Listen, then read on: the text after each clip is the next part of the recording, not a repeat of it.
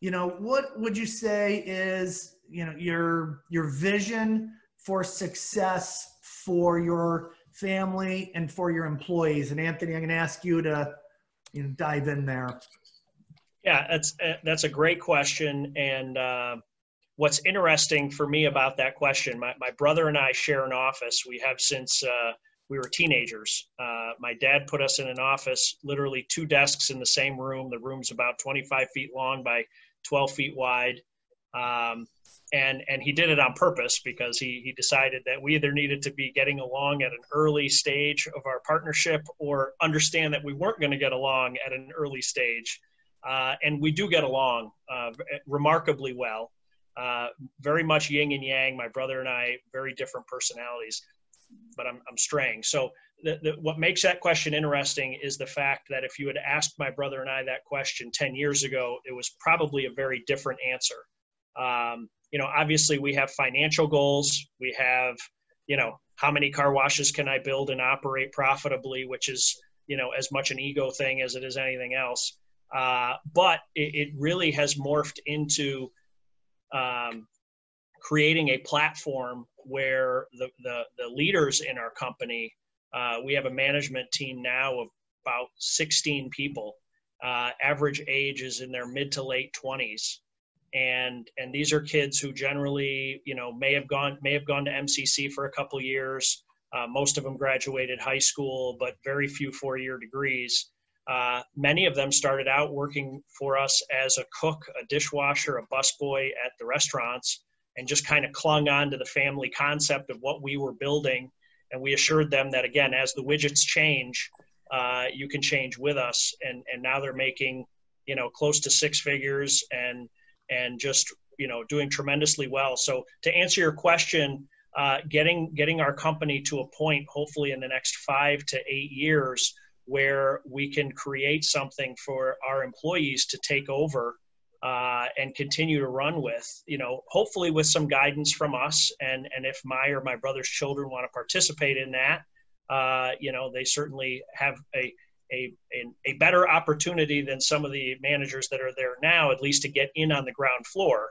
But ultimately they'll have to earn it, and they'll have to stand side by side with those managers and prove their worth and value to the company. And so short answer, creating a future for the management team that's really the backbone of the company at this point, in making it happen every day. Nice. Love it. Ray, how would you guys define success when it comes to both the family and the employees? Still getting along, still loving each other, and having people that want to be here. I guess it's a summation. I did mention it before, though. Our goal and my job is to really create an equity business, and that is where the ownership exists first and foremost to support the business. Yeah. There are so many family businesses that turn into lifestyle businesses where the business exists first and foremost to support the lifestyle of the owner. I think the word write-off was developed by a family business owner because, the succession strategies and tax strategies are, and I personally believe that they are completely in opposite directions of each other. So the best tax strategy is the worst succession strategy. And when you create an organization where you have a lifestyle business, and it's usually signified by the private parking spots with the personalized license plates, with the class, the luxury car parked in it right by the front door, because God forbid the owner has to walk any more than 2 feet to get in the front door. Everybody that has the last name of the company has 2 initials after it, V and P. In the back shop are all the toys. The employees are loading up outside and things like that. They see that. You can't affect an organization any more than what you throw in somebody's face, and how you've run the business, where there's 2 sets of rules, there's 2 sets of operation.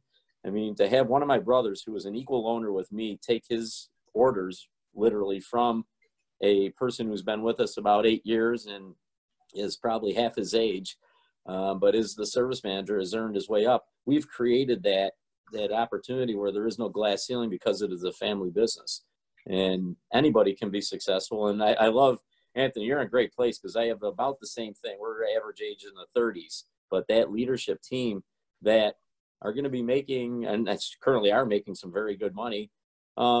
Salary wise, you know, they can support their families and have a great living. And salary wise, some of them make more money than all the owners. I have salespeople that might make more money than me, which, you know what, that's an equity business, because Right. if you have set up everything properly, you have a business that is run like General Electric. And at the end of the year, you've done very well. You've set up the order, and everybody knows the rules of engagement and how the game's going to be played. And if you play the game right, then and only then do you get your reward. And that is how we've always run, Isaac. And as I said, it's like General Electric, where we don't currently, but we could have an owner who isn't part of the business, and they can't just walk in and tell people what to do. And we had that for years. My sister was an owner, but she wasn't in the business, and she didn't even have a key to the place. There was no reason for her. And just as I could be an owner in stock of General Electric, and I can't walk in and tell anybody what to do, you know. So I think that is the one thing family businesses miss. They put too much emphasis on the word family, and they forget that it is still a business. Not that family can't create a great environment, but they forget that this is a business. And that 4.3 rule comes into place, because if the place fails, you have a lot of people you're affecting beyond just yourself and the owners. And if you make a dumb move or a dumb decision as the owners or as the leadership, that has a exponential effect. So we need to start getting back to running it like a business. And you can still have nice little elements, but you know, your employees, when at the end of the day, they want to know that their job is safe and that they're going to be taken care of, and they're empowered and enabled to make decisions that are for the benefit of the customer and themselves, and they're going to be okay.